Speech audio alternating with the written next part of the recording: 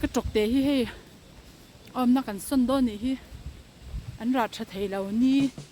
anh một chặt lâu lutuk à riêng đi chuak anh một bóc xí lâu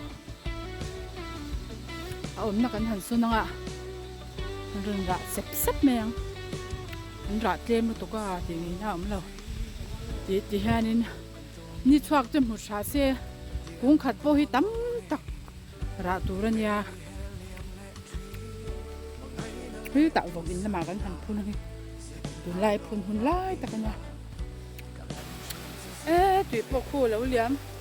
lâu chuak lấy nên sẽ tổ lực tục anh dây nên nhiều khu vào mấy ôi lâu thấy bắt top bên nu hay nu chọc khop mấy mà xem na rồi khi phim thua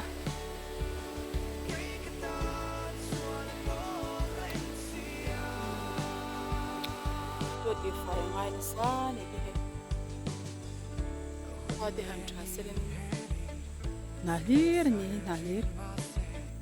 mai tiền anh phun về lên gì hết cái tuột lại chứ cùng cái sang rồi mấy bóc xe nhìn anh vui về là nó sẽ phải sạc anh ngay nó sẽ lấy tụi nó không hồi tới bây giờ ra rồi lâu nhiều tối như thế không có suy về tối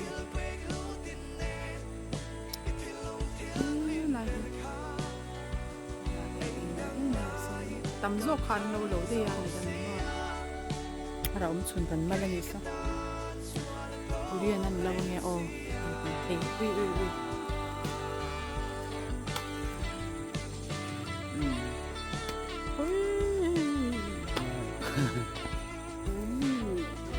ada mau nih,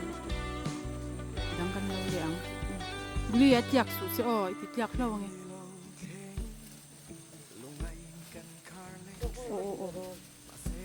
Bây giờ em trang lại con thì lại tiếp bôi thấy lo mà thấy hai buli, lại à con tiếng hết cả hai này chỉ bốc không à. Buli anh thế apa kian khi thế khi taki akalar kamoy lutuk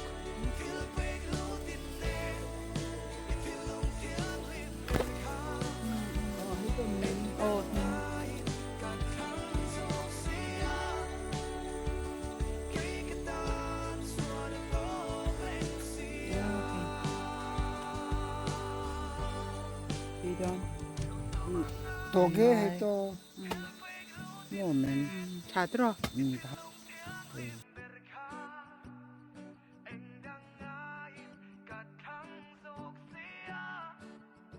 kan phun dấu đề đấy